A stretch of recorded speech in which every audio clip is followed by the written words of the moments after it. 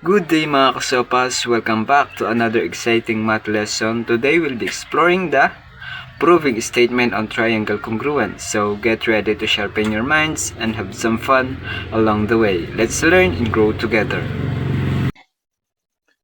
After going through this video lesson, you are expected to identify the statement on triangle congruence, applying postulate and theorems on triangle statement involving multiple angles, isosceles triangle, overlapping triangle, and related the importance of proving statements on triangle congruence in real life situation. So, okay, in this video lesson is designed for you to prove a statement on triangle congruence. So, you will prove a statement in triangle congruence by justifying it through CP/CTC. So I have here an activity provided for you to understand the following the step-by-step process of proving a statement on triangle congruence. So first activity, all we have to do here is to tell whether what postulate or theorem in this given statement. Okay, let us answer this activity. Okay, in first statement, number 1, if three sides of one triangle are congruent to corresponding side of another triangle, then the triangle are congruent. So, based on the given statement number 1, what postulate or theorem is being applied here? Yes, okay. SSS congruence postulate, because based on the given statement, that is SSS congruence postulate. So item number 2, if two sides and an included angle of one triangle are congruent to corresponding two sides and an included angle of another triangle, then the triangles are congruent. So again, what postulate or theorem is being applied here? Okay, SAS congruence postulate. Another item number 3, if legs of a right triangle are congruent to the corresponding legs of another triangle, then the triangle are congruent. So, what postulate or theorem is being applied here? Yes, LL congruence theorem or leg-leg congruence theorem. Because if legs of a right triangle are congruent to the corresponding legs of another triangle, that is LL congruence theorem. And the last item number 4, if the hypotenuse and the legs of right triangle are congruent to the corresponding hypotenuse and leg of another right triangle, then the triangles are congruent. So, what postulate or theorem is being applied here? Okay, yes. The theorem is hypotenuse leg congruence theorem. Okay, so now let us proceed to our proper lesson in proving statement on triangle congruence. So let us explore triangle first. So triangle are classified according to side and angle. And some triangles have characteristic that comes from both of this classification, like scalene right triangle and isosceles right triangle. So based on the given figure, an example of scalene right triangle, aside from having a right angle, two legs of scalene right triangle are not congruent, while isosceles right triangle, as shown at this figure, it has congruent leg. Okay, so now let us short review the parts of a scalene right triangle and isosceles right triangle. So first is scalene right triangle. In triangle ABC scalene right triangle because the leg side. So first is scalene right triangle. In triangle ABC is scalene right triangle because the leg side AB and side BC are not congruent. So, si scalene right triangle, siya ay may two legs non-congruent and two acute angle and the longer side which is hypotenuse. That is scalene right triangle. Okay? Okay, next is isosceles right triangle. So, in triangle DEF is an isosceles right triangle because the legs which are side ED and side EF are congruent and the isosceles triangle has parts are two legs, two base and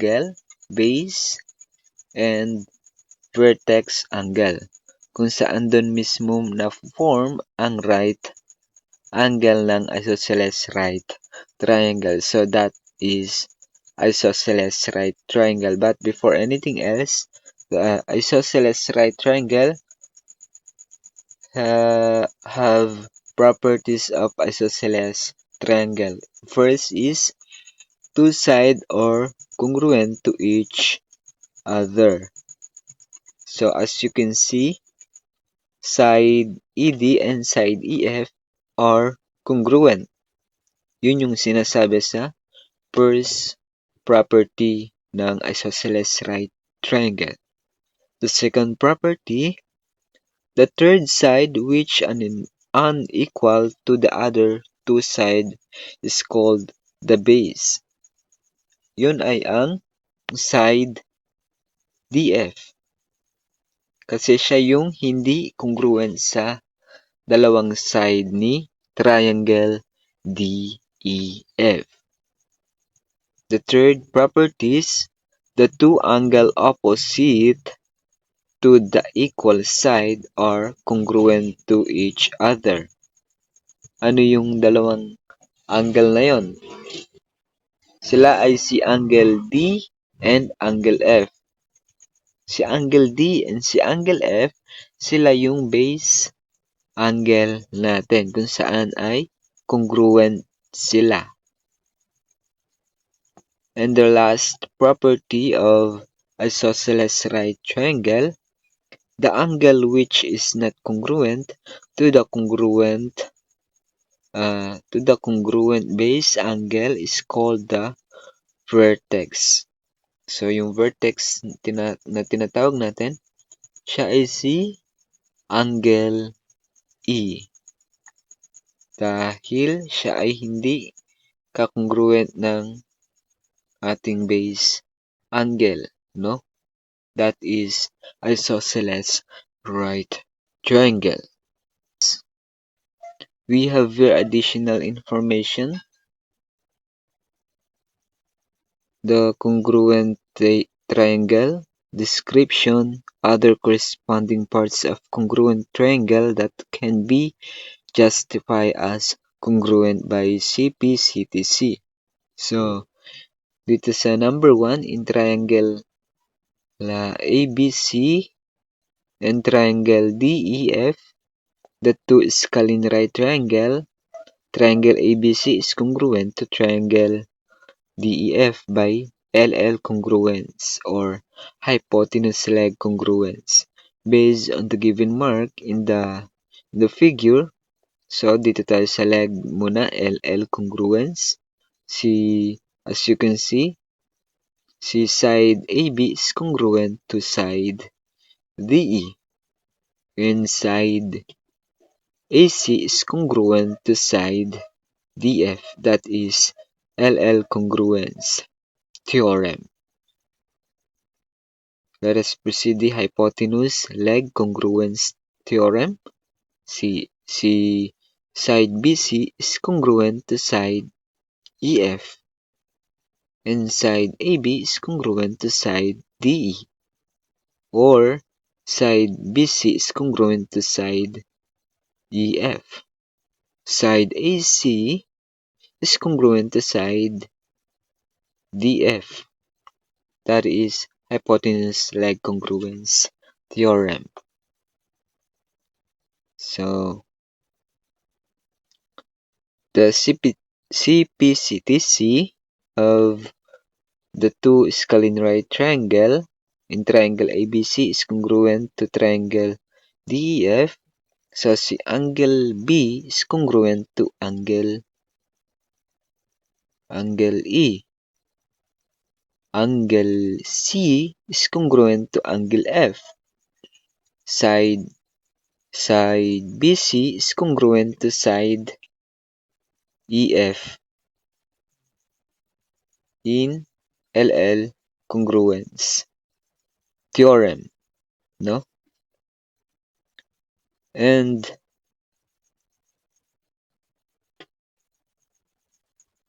okay, next another triangle. The two scalene right triangle, triangle GHI is congruent to triangle JKL by LA congruence based on the figure. So, LA congruence theorem or leg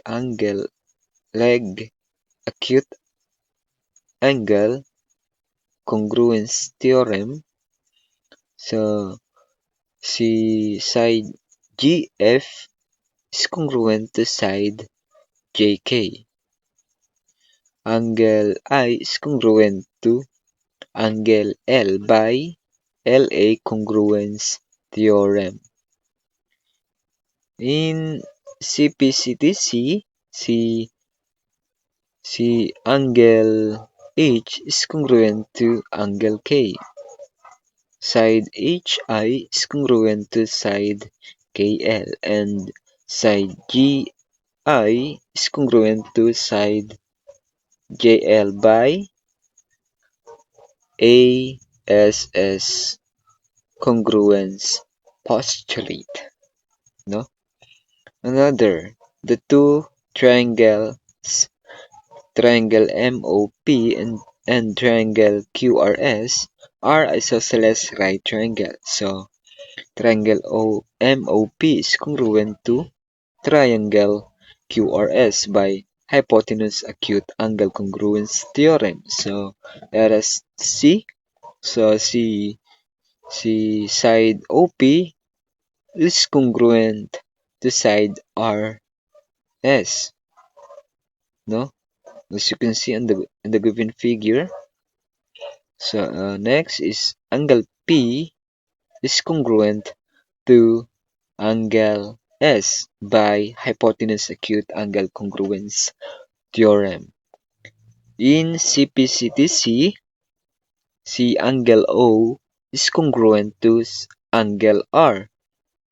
Side MO is congruent to side RQ. And side MP is congruent to side QS by angle side congruence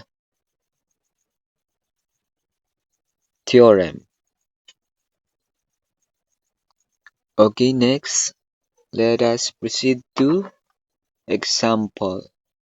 So, prove na tayo ng two triangle are congruent or two angle or congruent. So, based on given figure, meron tayong ipoprove na angle ACD is congruent to triangle CAB. So, now, ang gagawin lang natin dito ulit, tatandaan lang natin yung step ng katulad sa proving two triangle congruence, no? But in this proving statement congruence, meron na siyang nakalagay na specific statement. So, nakalagay dito, what are the given statement? So, based on the given representation or presentation, what is the given? What are the given statement? Which are, angle D is congruent to angle B, and angle DAC is congruent to angle CBCA. That is statements number 1. Yun yung hinahanap sa statements number 1. Prove naman natin if triangle ADC is congruent to triangle CBA. So, nakalagay sa reason, based on the statement, what theorem can justify triangle ADC is congruent to triangle CBA? So, the reason is AAS congruence theorem. So, as you can see, triangle the ADC is congruent to triangle CBA by AAS congruence theorem. Next is what can justify the congruence of the corresponding parts of congruence triangle by CPCTC. The angle ACD is congruent to angle CAB. Okay, next, another example. Meron tayong two triangle na nagkaroon ng overlapping. And also, we have here given DA, side DA is perpendicular by side AB, and side BC perpendicular to side AB, and side DB is congruent to side CA. So prove angle ADB is congruent to angle BCA. Okay? So all we have to do here again, ibibigay lang ulit natin yung hinahanap sa specific statement or reason. So, in statement number 1, what is the first given statement? So, ano daw yung first given statement natin? Ano nga ba yung first given statement natin, no? So, meron tayong first statement, meron tayong given first statement na side DA is perpendicular to side AB, right? Okay. And another statement, number 2, if side DA is perpendicular to side AB, then what kind of angle is formed? What is the name of the angle formed by definition of perpendicular lines? What is the name of the angle formed, no? Ito ay si angle DAB is a right triangle. As you can see, si side DA and side AB, kapag sila ay nagkaroon ng intersection with perpendicular, sila ay nakakabuo ng 90 degrees. So, 90 degrees is a right triangle, or right triangle, it formed 90 degrees. Okay? Another statement. Number 4. Since meron na tayong number 3, si side CB is perpendicular to side AB. That is the second given. No? So let us proceed to number 4 na. So, angle CBA is a right angle. So, based on the third statement, what do you think is the reason for the fourth statement? So, what do you think is the reason for the fourth statement daw? So, as you can see, angle CBA ay right angle din, no? So, based on the third statement, yung third statement natin ay si side CB is perpendicular to side AB. So, ang hinahanap natin dito ay definition of a perpendicular line. No? Si side CB daw and side AB is perpendicular line. And the last statement, in the second and the fourth statement, formulate a statement based on the right angle theorem. So the reason is the right angle theorem. So as you can see, angle DAB, right triangle, right? Or a right angle, it form right angle. And angle CBA is also right angle form. So that is the right angle. Okay, next. Statement number 6. So ano ang sinasabi sa statement number 6? If angle DAB and angle CBA are right angle, what kind of triangle is DAB and triangle CBA? So the reason is definition of a right triangle. So ano ang ilalagay natin sa number 6? So sa triangle DAB is congruent to triangle CBA because the definition of a right triangle, sila ay right triangle, no?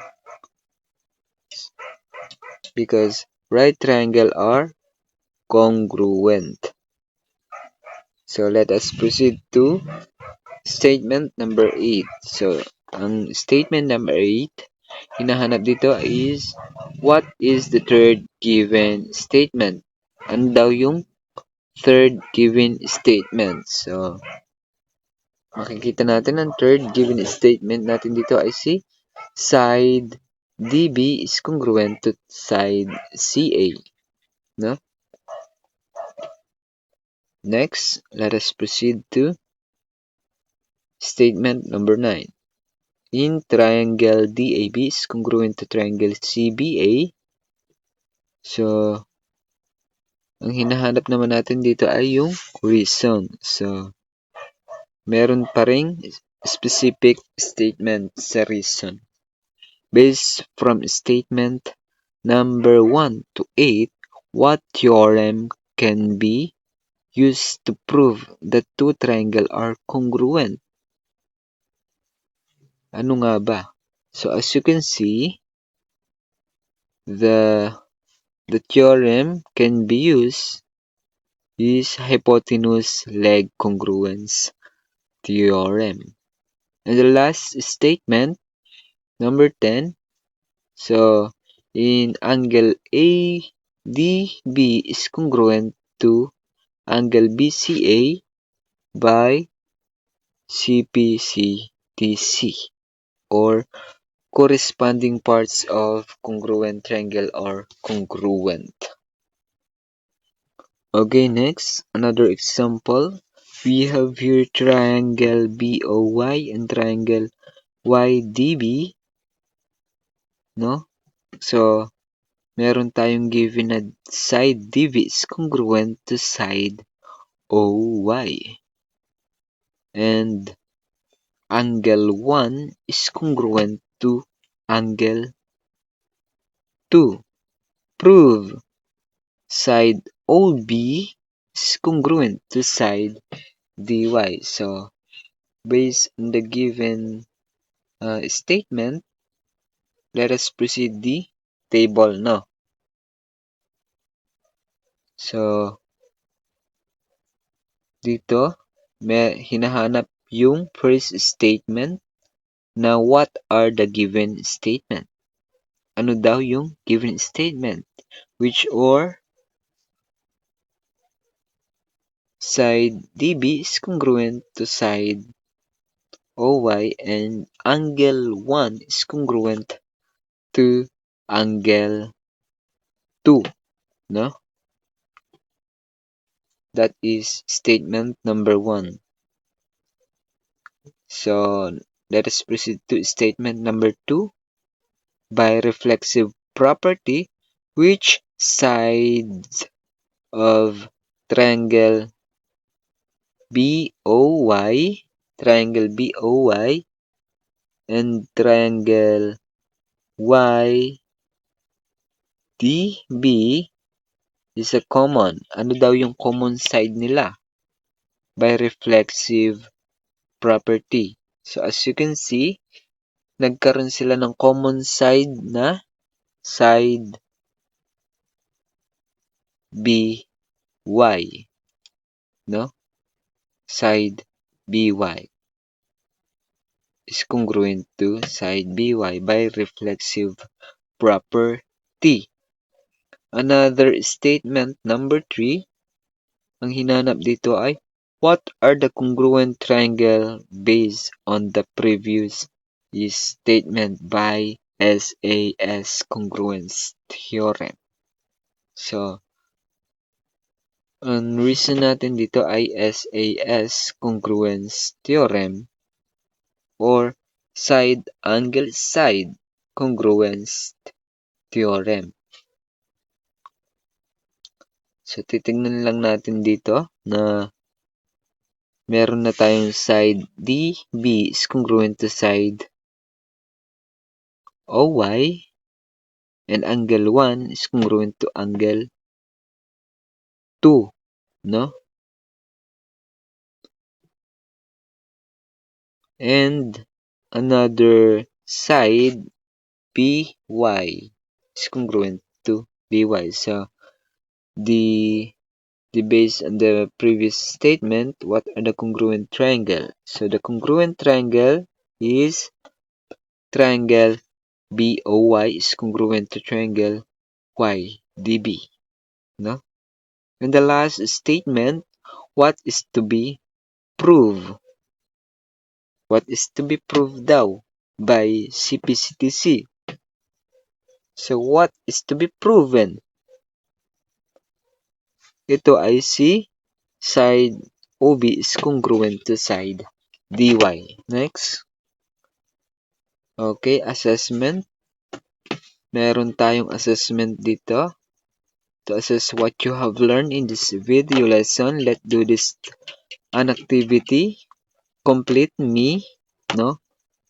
Gaya ng example natin, ibibigay lang ulit natin yung mga hinahanap sa specific statements or reason, no? In given side LO bisect side KM and angle KOL is congruent to MOL. Prove KLO is congruent to MLO. Another activity by given isosceles triangle STA with respect to the vertex angle T, side AR is congruent to side RS. So prove that angle ATR is congruent to STR. Okay, that's all our for today. I hope you have learned in this video lesson. Thank you and God bless.